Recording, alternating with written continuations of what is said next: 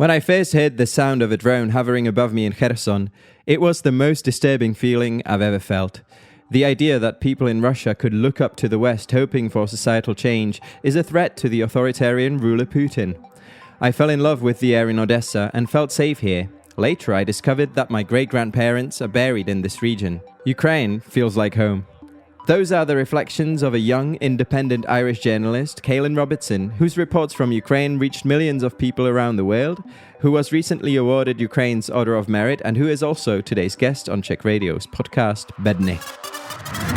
Bedny, a series of interviews with international experts and questions from young Czechs.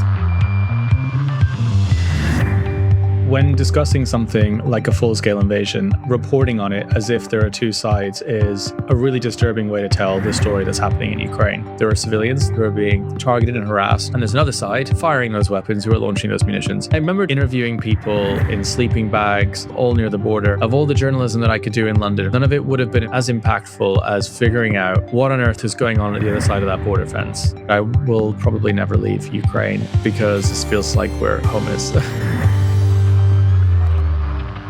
Caolan Robertson is a young independent journalist who reports on Russia's invasion of Ukraine. He's produced numerous documentaries and recently interviewed Ukraine's President Volodymyr Zelensky. Caolan is Irish. In his early teens, he moved to the UK and now lives in Ukraine, frequently traveling to the front lines of the current conflict. He's authored many documentaries on Ukraine, including films on the lives of farmers in Kherson, where the situation remains critical, and on the Battle of Kyiv at the start of the Russian invasion. How does someone find the courage to report from areas where they are tracked by killer drones? Why has the conflict in Ukraine captured the attention of a young journalist like Caolan?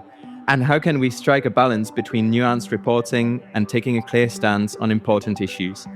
I'm grateful for the opportunity to ask Caolan Robertson these questions today. Caolan, it is my pleasure to welcome you to Czech Radio. Thank you for having me. Let me first ask you about your journalistic approach. I've heard you speak about how presenting two sides of the story isn't really right when it comes to the current conflict in Ukraine. Well, it seems to me that most Czech mainstream media outlets view the war in Ukraine as one that has a clear aggressor. You've alluded to Western media not always recognizing this fully. So what exactly, as Adela, a young Czech NGO organizer in Ukraine, also wants to ask you, are you concerned about the most when it comes to the mainstream coverage of the conflict? When discussing something like a full-scale invasion, applying logic to it or reporting on it as if there are two sides is a really disturbing way to tell the story that's happening in Ukraine. Some wars, there are two sides. There are lots of civil wars that are two sides. Some wars are between different governments. Some wars are between their governments and their people. And some wars are between two nations. This war is an invasion. And when an invasion happens, it needs to be called out for what it is. And language is really, really, really important. And Russia weaponizes language. It's one of the first things they did when they launched the full-scale invasion. And when Russia tries to normalize its invasion and normalize its behavior of aggression, of genocide, like it always has, it relies on the media to push their narratives. And what Russia wants the media to do is the media to say, well, this is just two sides, two people hammering something out. This is just like two brothers having a fight. You know, it's just a dispute, right? So that the world looks away and people don't pay attention to what's happening. Or people view Russia and Ukraine as equals. And that isn't the case right now. So it's intentionally pushed by Russia has a narrative that this is two sides bickering, and it's either unintentionally or intentionally used by the media to push that narrative as well, whether that's media on the payroll or whether it's unintentional because they picked up these lies over time. So that's what I really, really focused on right at the beginning, very, very intentionally, was language used about the war and about the invasion and what it means. You know, I started seeing it even in minute cases. You know, CNN did a piece in Kherson in 2024, when the human safari was starting to get worse, which is the Russians using FPVs against civilians. And they said civilians claim to be hunted by drones, in quotations. And that doesn't sound like much, but that is used a lot of the time. And they did the same for Russia to say, well, this side claims this side is happening. The other side claims that this is happening. And it's all just disputes. It's all just hearsay. And he said, she said. When there's indisputable evidence of the Russians using FPVs against civilians, they publish the footage on their own. The Russians publish the footage on their own social media channels. It's not the civilians are claiming this is happening. My reporting says there are not two sides to this. There are civilians living their lives every day in this country who are being targeted and harassed and hit with munitions. And there's another side who are firing those weapons, who are launching those munitions. And that's what it should be called. Is this partly why you think it's so crucial to be in Ukraine in person and report on Russian attacks, to film it, to show that when, even as a journalist, you go to Kherson, people are shouting at you to hide because there's a drone that might kill you otherwise? Is that why you went there? Is that why you're reporting right from the front lines? I mean, it's very, very hard to get information out when you're not physically on the ground somewhere, because evidence is always disputed, especially by the Russians. And honestly, from like a visual storytelling point, I need to use YouTube and Twitter and Instagram to get my information out there. I want to be fully independent and not tarnished with the brush of any other, mainstream organizations or any of their sponsors. And to do that, you need to physically have compelling footage, right? You need to physically be on the ground. There's no other way to do that. You can't report on what's happening on Kherson down the line or by a video call with locals there, residents there. You've got to physically be there. So that's the reason I'm here full time, is to do it all the time as much as possible. Before this, I was a director and producer in London. I had a bunch of staff and I had lots of people working for him with me, and it was great. We ran a liberal news outlet, but that was about British politics. And I left that so I could be here constantly. I first moved to Odessa, which is the city I'm in now, to report on the attacks against civilians every night. And this is the only format that works, is to be physically on the ground. And it's got an incredible reach now. I've got 1.2, 1.3 million followers now, which is amazing given I only started doing this 1.5 years ago. And I had no followers then. And sometimes it reaches 50, 60 million views a month, which is more than any other journalist that exists in Ukraine right now. So it's really, really good because the stuff that I'm putting out is true. It's on the ground. It's not sponsored by anybody else. And it is on the side of truth and democracy, which is Ukraine, and it's got great reach. So I'm really, really happy with it. In an interview, you mentioned that what you say to new correspondents who come to Kyiv is, you're not here to drink. You're not here to hang out. You're here to tell the most important story in the world. Why do you think Ukraine's resistance is so important for the rest of the world? Well, because what Ukraine is fighting here isn't just holding back the Russians from Ukraine, right? Russia has launched a hybrid war against the entire democratic world. That includes the United States, Britain. Any country that has democratic liberal values is an affront to Russia as a dictatorship. The idea that people inside Russia could look to the West for hope and say, oh, maybe our society could be different, is a fundamental threat to Putin as a dictator, as an authoritarian leader. He doesn't want people in his country thinking that there's an alternative system outside the authoritarian system. So he wants to belittle and undermine all of our countries, all the countries that are listening to this podcast that are, us where we live. He pollutes our news feeds with disinformation and commits sabotage. Russians have done sabotage and arson attacks all across the West and launched a form of hybrid warfare. And that's because Russia is in a lot of ways at war with all of us. But also it's Ukraine that is holding this back at its forefront right here and right now. And it's reporters that are telling the truth about it, Ukrainian and outside, that are combating their lies as much as possible. Also, this is a democratic country, right? Ukraine gets called corrupt every 5 seconds. Of course, there's corruption in Ukraine, but the fact I'm sitting here in Ukraine telling you that right now means that it's not a dictatorship and it's not that corrupt, because actually I wouldn't be able to say that if it was that corrupt. And also, Reporters Without Borders has just released their press freedom index for 2026 this month. And it puts Ukraine at number 55, Italy at 56, and the United States at 62. So this country now has more press freedom than the United States. I think that Ukraine is upholding democratic values of freedom of speech, of being a democracy, and by holding back Russia, it's fighting for those values that we all represent. So that's how I would see it in its biggest sense. I think the first video that I saw of you was the video from Kherson. I think it's called Hunted in Kherson. It's a documentary that you made. Could you describe what it felt like to walk those streets of that city? What feeling you got from the people there, and how afraid you were when you realized this is actually happening? I'm at risk. Yeah, I mean, I had been to Kherson before this, just after the liberation in 2023. But back then it was artillery that was being launched by the Russians across the river, which is the front line in Kherson. About a year later, my friend Zarina Zabriskie called me and said, Caolan, they're using FPVs to hunt civilians here. I've never seen anything like this. At the time I was living here in Odessa, and I got on a bus and I went to go and see for myself. And, this was within a month of me arriving in Ukraine full time with zero audience, nothing, and with zero money in a lot of ways as well. So I was getting a bus for a couple of dollars to get there. There was not much protective gear. There wasn't security detail. I didn't have anything around me as a buffer. So it was pretty vulnerable and pretty dramatic. I remember the last bus left that city at like 4 p.m. each day. That was it. There was no trains leaving. It was like being stuck. But I remember the first time I looked up and saw a drone and heard the buzzing, saw someone pointing towards it. The most kind of disturbing feeling I've ever felt in my whole life. It was like right at this pit of my stomach of like dread, knowing that there's someone at the other side of the camera of the drone that's hovering above you, that's looking at you, that's finger is hovering above a button that when pressed would drop a grenade or munition that would kill you, is absolutely surreal and bizarre. It shows how even further humanity has been removed from warfare. Not that Russia had any of that anyway. It was like Mad Max style city, one of the most surreal, kind of just awful moments. Ran into a cafe, this was over within about a minute or two. I think it flew off somewhere else. But this gave me like a glimpse of what civilians have to live through every single day there. And it was just absolutely terrible, terrifying as well. I remember taking a few days to kind of feel normal again, because it is such a bizarre and crazy and surreal experience, quite hard to describe. You know, going back to a kind of normal life after, it was insane. And I think that's why that film, I think I posted on Twitter, it had a few million views. Everyone was talking about it. It was like the first big thing that I did. And I think because people hadn't seen, just like a reporter standing in the street experiencing this, it's like a completely bizarre moment. I think most news reports that get made here as well, there's a camera crew and there's security and someone might capture it from far away. You know, it's all very highly produced. But this was like just me with my phone. So it's very raw. But that's the truth as well. It's kind of what people there have to live with. But that was a really crazy experience. I mean, this has happened to me a million times since then. And I've been back to Kherson hundreds of times ever since. You know, I released a film about Kherson 3 weeks ago with far more reach and it's far more dramatic. They're literally shooting drones right in front of me. So it's well beyond that. But the first time, it was incredibly frightening. You know, now it's something you see all the time. You recently interviewed Volodymyr Zelensky. In the middle of the interview, sirens started wailing.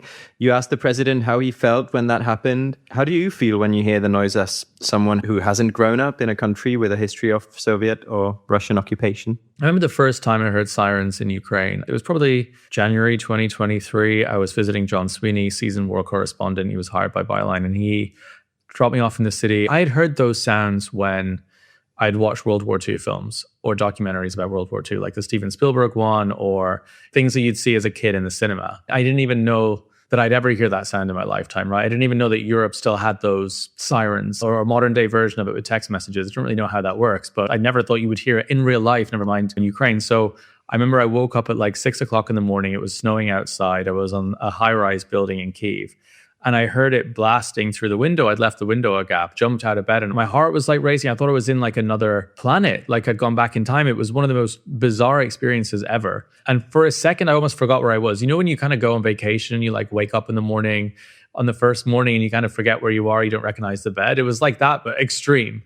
And I thought it was a nightmare. I thought I'd been transported back to when the fascists were storming Europe, which they are. They're just speaking Russian instead of German now. And it was extremely surreal. But now there was two today, one at 9 a.m., one at 3 p.m. here in Odessa. Now it's constant. Every time I hear it, I feel slightly more disappointed because it's sad. It's disappointing and sad that this has gone on for so long, 5 years. It's been allowed to go on for so long. You know, there's no adrenaline, there's no fear anymore whenever I hear these things. I've witnessed and heard every single attack you could possibly imagine here. You know, you're not allowed to film the aftermath of stuff here because that would reveal air defense systems. But in Odessa, I lived on a high rise. I've seen every single type of explosion you can possibly imagine. But yeah, it never is completely normal. Everyone not flinches, but everyone kind of looks down slightly. Everyone looks slightly disappointed. Everyone's kind of just a little bit like fatigued and depressed with this because that's what it is. And that's kind of what Zelensky did when I asked him. Everyone just looks down at the floor for a second and they're like, this is annoying and disappointing and sad. Bedny on Czech Radio. Your interview with Zelensky was slightly different from other recent interviews with him that I've seen. You were asking him about his own personal feelings, about his family, and also about Ukraine now, quote unquote, having cards as opposed to what had been said in the White House last year. According to Statista, Zelensky's support in Ukraine has dropped from around 90% in 2023 to 65% 2 years later. This is still very high compared to other democratic countries where we can trust similar statistics. Yet, maybe some relatively recent corruption scandals did affect Zelensky's popularity. How did you feel as a young journalist interviewing a major world leader? And do you kind of understand the appeal that many Ukrainians still feel towards their president? I mean, it was very unexpected. You know, I was pushing for this interview for a very long time, but I'm slightly delusional in the way that I do things. I think you have to be to do what I did by moving to Ukraine. When I first moved here, I said, I'm going to become the most watched journalist in this country. And I did within a year. And that's delusional and kind of crazy, but it's how people do this kind of thing. You have to be. And I was texting one of his advisors for a very long time. A lot of friends said, oh yeah, come on, he's not going to do that. Except for Lex Friedman. He's never done an interview with an independent journalist, right? But I was like, of course he will. And I just had that mindset, which you kind of have to. I worked with Paul Conroy and some other journalists who are a little bit like this. They just have this mindset where it's like, you just have to believe in yourself and go. And it ended up happening, right? So I text them all the time when I was in Davos, everywhere else. And then one morning I just woke up in Kyiv. I just arrived back from a long trip and I texted him and I said, I know Zelensky's in town. I'm in town. Can we do the interview? And he said, we'll do it tomorrow. Yeah, sure. Very cool. Very amazing. But I've got lots and lots of friends who are Ukrainian, of course, friends and colleagues. The support for Zelensky as a politician has decreased. I've watched that. But the support of the idea that he should be removed and replaced with somebody else has not changed. That's still exactly the same. They say we have issues with him, X, Y, and Z, but we don't want him out of office until the war is over. Then we can deal with our problems because it will cause an absolute storm. It'll cause chaos, right? No Ukrainian wants that. So this wasn't something I really needed to focus on because it's something that Ukrainians felt like is interpolitics. It's within Ukraine. It's something that is under the surface that they want to deal with.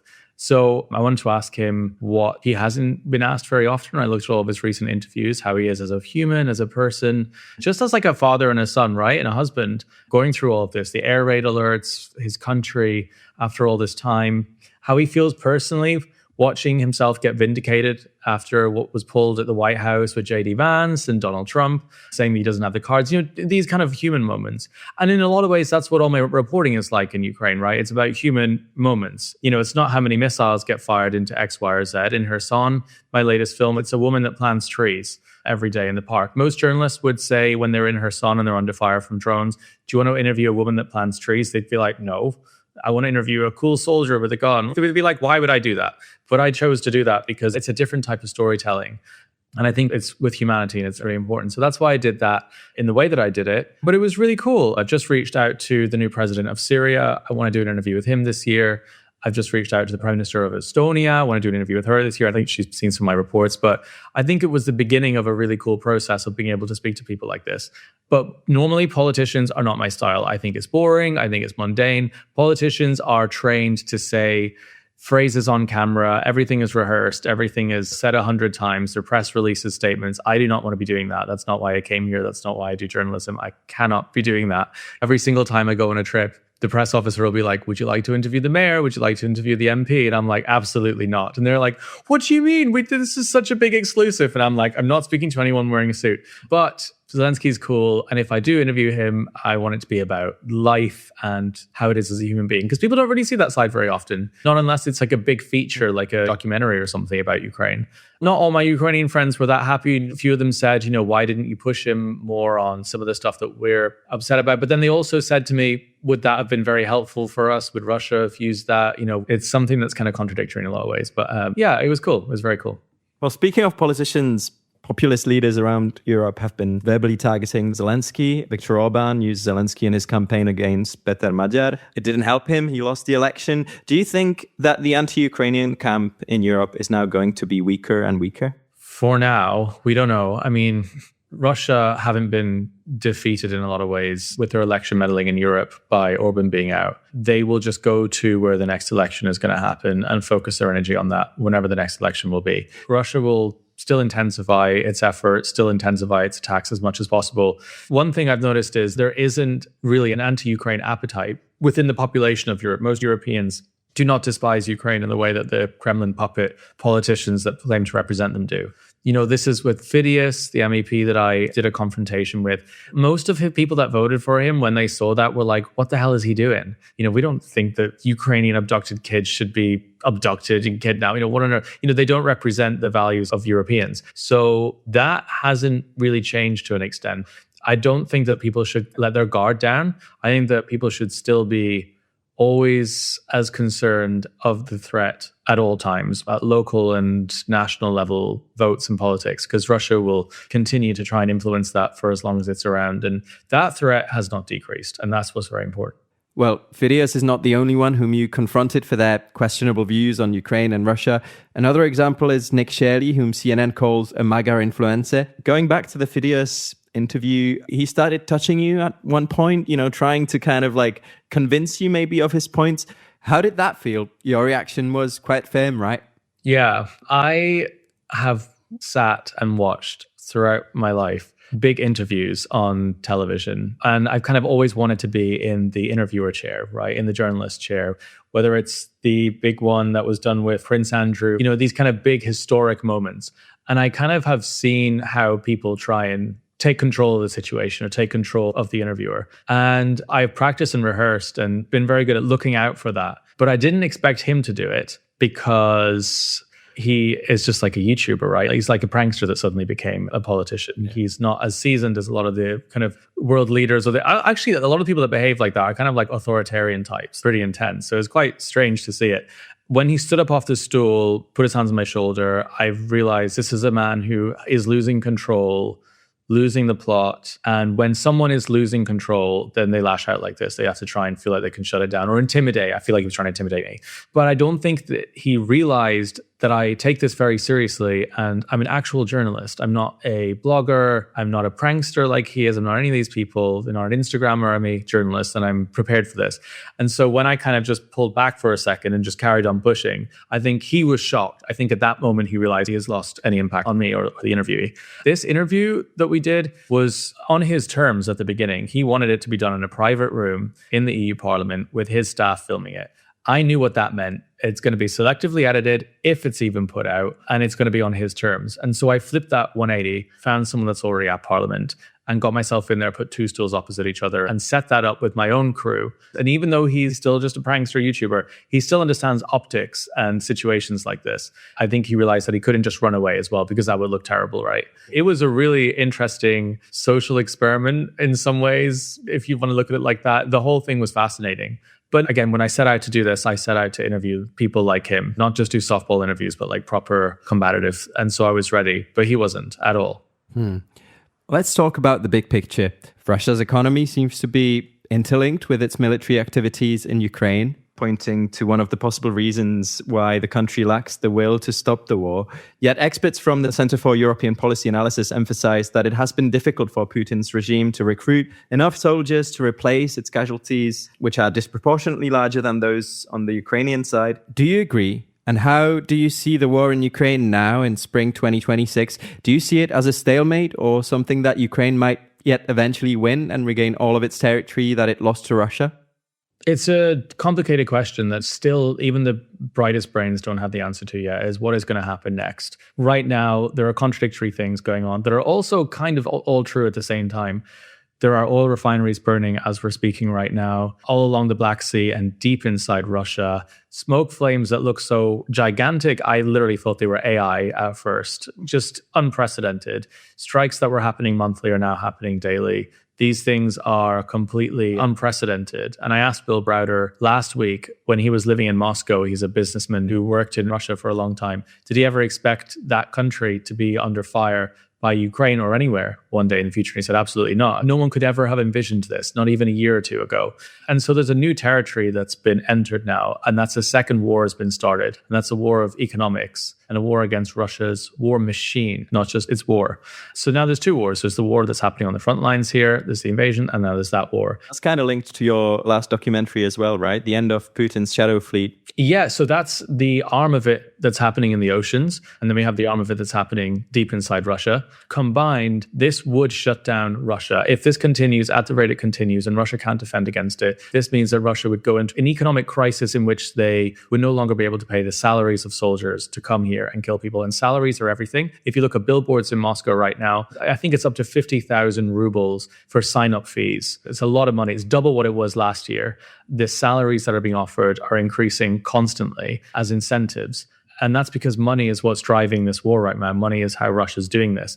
If that money dries up or stops, then this whole thing stops. And Ukraine knows that. Ukraine knows here there are not the same number of soldiers or people compared to Russia. There just isn't. And so this is the only way, and it is working right now. And if it continues like this, I would see a point in the future where they would have to freeze everything, where everything would have to freeze, where Russia would enter a deep recession. And that's what's very, very interesting. But it doesn't mean that everything's fine here in Ukraine. I'm about to go on another trip across the front lines tomorrow morning to document that as well. Attacks on civilians have increased all across the front line. Places like Nikopol, where I'm going tomorrow, by the time you're watching this, I'll have done it, are cities that we might not have heard of outside of Ukraine, but are becoming the next Kherson with human safaris. In some areas, the front line is freezing. In some areas, it's still moving in the wrong direction. It's still moving west. All of it together feels complicated and messy, but if you take a step back and divide it up, the best way to think about it, again, is there are two wars right now. There's the front line and then there's the economic war. Ukraine's doing very well at one, which is economic, and Russia has the upper hand in the other side. So this is how to imagine it. But it would be silly for me to say this is when it ends or Russia's going to collapse tomorrow. There are a lot of people on YouTube who say Russia's going to collapse tomorrow morning at 3 p.m. and they get, lots of views saying that. I think that's not helpful. The Times Radio do this a lot. Lots of places do this a lot. And I think people are fatigued with that sort of crying wolf thing. We should be very realistic about everything that's happening. When there's progress, we should talk about it, but that doesn't mean Russia's going to collapse tomorrow. It just means that it's now possible. Bedny on Radio Wave. Let's go back to 2022. You're in London reporting on the invasion of Ukraine. How and why did you decide to move there completely? I didn't know that much about Ukraine before the full-scale invasion, but I knew a lot about Russian disinformation because I had covered it for years. Its effect in London, the Russians with lots of money in London, Russians in Italy who were living in the Palazzo Terranova in Perugia, in Umbria. We had gone there with John Sweeney. I'd done a huge amount of research and documentaries in Russian lies and disinformation. When Putin launched his full-scale invasion, I knew that that would be the biggest lie that he would ever try and hide, the biggest. The crimes, Bucha, everything we saw. And it was. I couldn't go to Kyiv because the founder of Byline Times, which is where I was working at the time, I was running Byline TV, he was running the newspaper, Peter, said, you are not going to Kyiv because we don't know what's going to happen. And I do not blame him for saying that because I was a journalist who's never even been to a protest, right? So I don't know how I'm going to cope in a war. But he said you can go to the border. So I went to Przemysl, which is the border crossing between Poland and Ukraine, and watched millions of people walking with everything they had on foot, just crossing. I mean, every day it was like thousands and thousands going by. And eventually it turned out to be millions that left in a tiny, tiny, tiny short time span. And I remember just seeing scenes I never thought we would see in Europe. Interviewing people outside of supermarkets, in sleeping bags, all across Poland, all near the border, who were just happy to be alive, but had no plan, no idea what to do next, who had completely normal lives just a few days before. I remember thinking that of all the journalism that I could do in London and all the things that I'd done before, none of it would have been as impactful as figuring out what on earth is going on at the other side of that border fence. And I felt really compelled to go there, where everyone else was running from. I wanted to go towards because I wanted to capture what Russia was trying to cover up and trying to hide. And at the same time, they were putting out all this nonsense. They were denazifying Ukraine. They were trying to liberate Ukraine, just all of this. They were committing these war crimes in Bucha within the coming days that people were hearing rumors of, but the press were mixing up. And I couldn't really focus on my job anymore. Ever since I got back from that trip, I was trying to go and cover X, Y, and Z, try and go back to British politics, Labour versus Conservative, Brexit voters, all this stuff. It just wasn't working because it felt like I'd come close to talking about the most important thing in the world. It was within the coming months and I guess year after that, that I slowly kind of realized that this is where I was going to be and this is what I was going to do. And it wasn't until I first arrived in Kyiv that all that was 100% affirmed and confirmed that this is where I wanted to be. It's also a really great country to live in a lot of ways. There's brutal, horrendous things being carried out every single day by Russia. But there's a culture here that's very welcoming and lovely. People here are really kind. It's very clean and orderly. It just has a really nice, respectful culture. It's also a great place to physically exist and report doing this job. So yeah, it just wasn't really a question. I felt like I just had to move here. It wasn't any other way.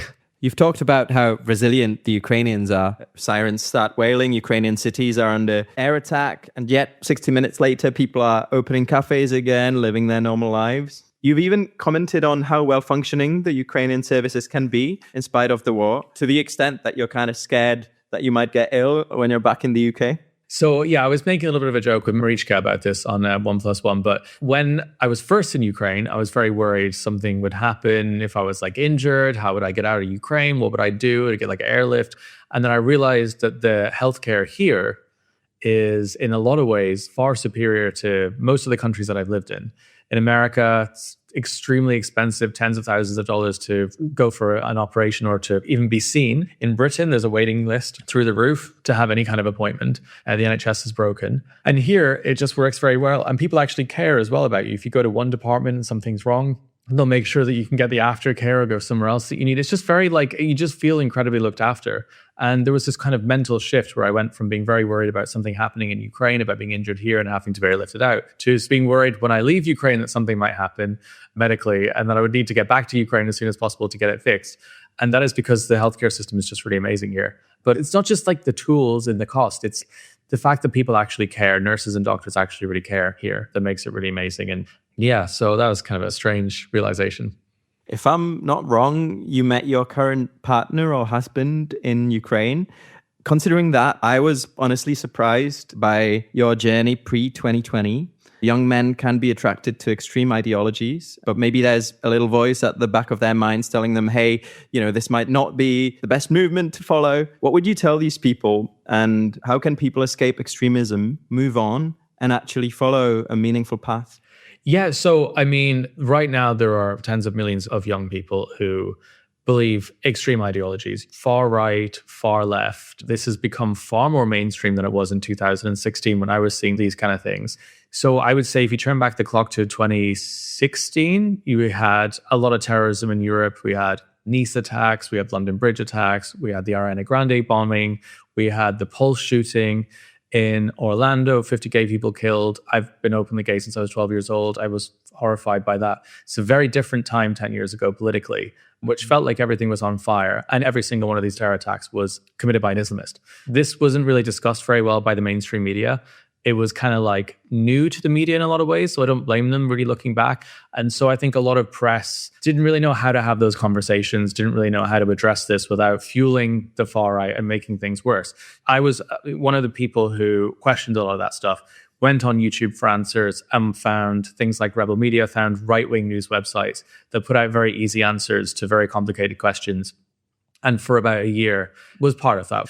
And what's crazy is everything that I was pushing then, which I believed at the time, is now Donald Trump's policy, is now policy for a huge amount of mainstream ideas on television and with politicians now. So to your audience, 50% of people voted for Trump, right? It's completely mainstream. But back then it was seen as far more extreme. And now there's an even more extreme version of it that's kind of taking over. And that's because of the siloism of the internet. And I guess, one of the reasons I moved away from a lot of this stuff and advocated away from it was because I realized that things are far more complicated in real life than people on YouTube have the answers for. Or people have invested interest in making money from wanting you to believe these things, or there's Russian interests. And I saw some of that when I was younger as well. Some of the people I worked with were organizing trips to Donbass. And I was like, why would we go to Donbass? What even is that? It's just like, I thought we were talking about free speech. What's Donbass? So there was a lot of nefarious things that I saw. So I spent years working with Byline and other companies to try and highlight those issues and show the comparisons between the far right and the kind of and the Russian influence. But really, now these things have gotten far more extreme and far worse. And it's really, I really don't have all the answers. I would just say, the world is far less black and white than you think it might be. Usually there's an incredible amount more nuance and complications with reality and with immigration, and with every hot, difficult question, things are far more complicated than they might seem. And but things have gotten far worse. The truth is, I think, far more under attack now than in 2016. And that was even before AI. Really, we're in like a nightmare version of the kind of tiny glimpse that I saw back then. In a recent interview, you talked about Odessa and your family history. The story gave me goosebumps. Could you describe for us again how you felt the first time that you arrived in Odessa? You're in Odessa now, right? And what you recently realized about your family? Yeah, so both my parents are adopted, and this is a very common thing for adopted people to find each other around the world. I first arrived in Odessa in late 2023, and I remember being in this city and just feeling completely at home, completely in love with the air, everything about this place. It's beautiful. But there was something else that I just always felt very connected to. And whenever I would be going on front lines or traveling anywhere really that was quite dangerous, I would always think of Odessa as just a safe place that I felt like cocooned in. And I never really understood why, but my dad ended up doing lots of different research and found that my great-grandparents are buried in this oblast. Back then, this would have been like 100, I can't remember exactly what year. I've got all the letters and all the documents. Back then, it was under Soviet occupation. So not all the archives are still there, but for this specific family lineage, we still have existing letters, still have conversations, which are amazing. And it made a huge amount of sense for me, especially reading some of those letters about longing and the way that they were written. It was just kind of incredible. And it felt like my journey in Ukraine wasn't like the beginning of a journey. It felt like the continuation of something coming here. And I felt like I was coming back to Ukraine rather than arriving here for the first time. It's very strange, but it's almost in a lot of ways how I felt here the whole time. Tomorrow I'm going on this really dangerous trip that would terrify most people. I mean, it's really like within a kilometer of the Russians, but I just have this feeling that things will work out. And I just have always had that here, this unshakable feeling that I didn't even have in London or anywhere else throughout my life, and trust that this is all part of something. This is where I'm supposed to be right now. And I think having family buried here must be part of that, in the soil, something in the soil. But it was a really cool discovery. And I'm going to come back here with Natalie, who I spoke about this with. And we're going to spend a few days in Odessa, and we're going to go to the graves because they're still there. They're about 60 kilometers from where I'm sitting right now. But I don't drive. It's like in an abandoned settlement. So it's very difficult to get to. So we're going to go there together and get there with a car. Both young journalists and maybe prospective volunteers might be eager to know how someone might get to do the things that you are doing, make meaningful news reports or documentaries, or be involved in a topic that matters. You even said, I have hundreds of questions all the time in my forums, in my DMs from upcoming journalists that want to come here, inspired by what I'm doing. What would be your message to them? You don't seem to have necessarily been looking for a purpose. Ukraine kind of seems to have found you rather than maybe the other way around. Is that the advice? Should people just keep their eyes open and maybe they'll find what feels right to them?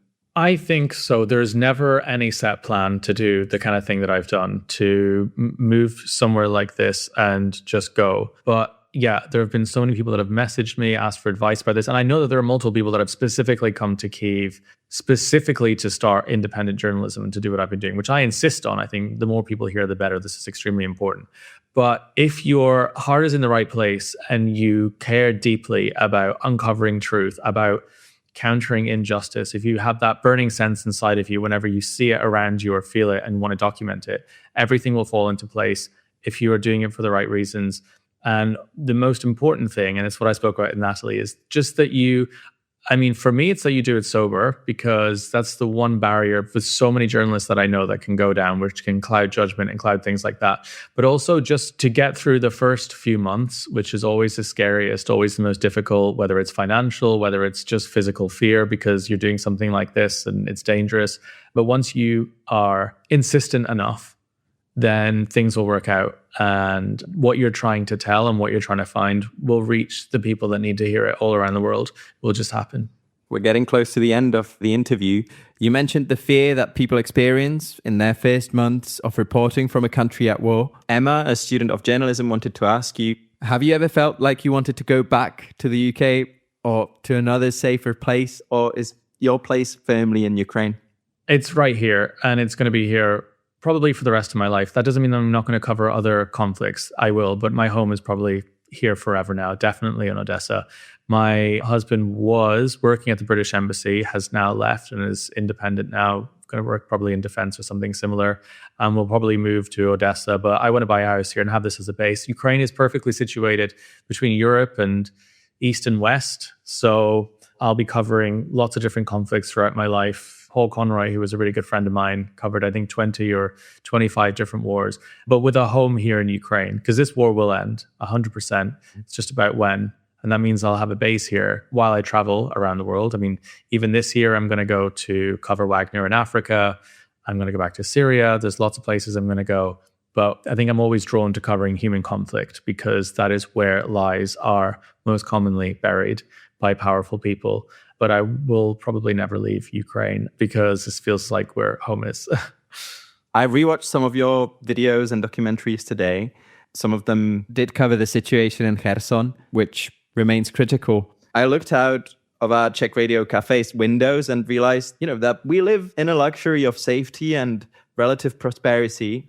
Would you say that nowadays this is likely only thanks to the brave Ukrainians and their ability to stop Russia as effectively as they have? And do you think the world has been grateful enough to Ukraine? It's impossible for me to answer about being grateful to Ukraine because I'm not Ukrainian, and that's for Ukrainians to answer and for their feelings. To be very practical about it, I don't think that the EU have done anywhere close to enough of what they should have done to put sanctions on Russia, to shut down the shadow fleet, to be bold against Russia.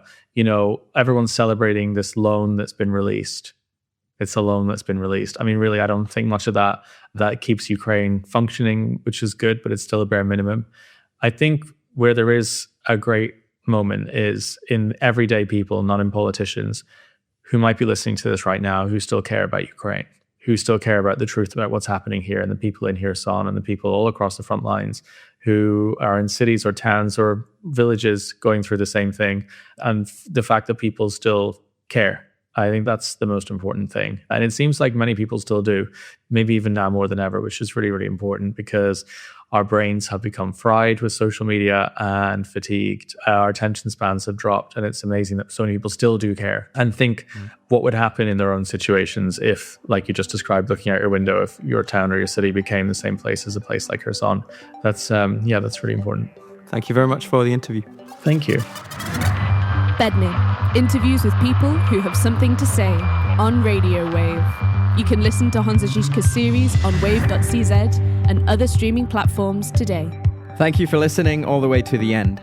Our next guest on the show will be Gary Marcus, Professor Emeritus at NYU. Are large language models really that intelligent? And what might be the first steps towards aligning AI with our human values? Thank you, have a good day, and until next time.